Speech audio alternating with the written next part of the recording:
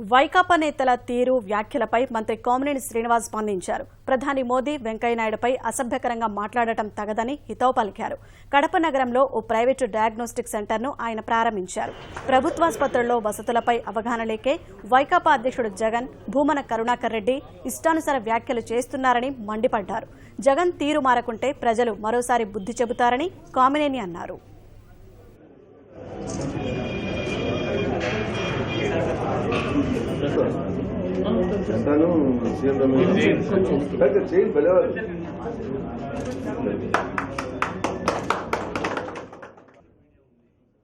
అసలు ఆ భాష ఎలా వచ్చిందో నాకు అర్థం కావట్లేదు. ఈ రాష్ట్రానికి అన్ని రకాలుగా సహాయం చేసే వెంకయ్యనాయుడు గారిని, ప్రపంచ దేశాల ప్రజలందరూ గౌరవించి మెచ్చే మోడీ గారిని ఇష్టం వచ్చిన భాషలో కరుణాకర్ రెడ్డి గారు మాట్లాడటం ఆయన స్థాయి కాదు, ఆయనకి సభ్యత కాదు. ఆయన ఎన్ని అరాజకాలు చేశారో టీటీడీలో అందరికీ తెలుసు.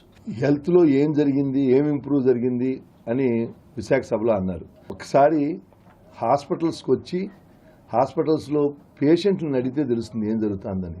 ఇవాళ హాస్పిటల్లో శానిటేషన్ పెరిగింది, ఉచితంగా మందులు ఇస్తున్నాం, ఉచితంగా పరీక్షలు చేస్తాం.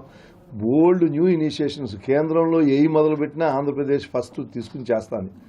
కార్పొరేట్ హాస్పిటల్స్ కన్నా బాగా చేశారు. మంచి కనపడదు, మంచి చూడరు, మంచి వినరు.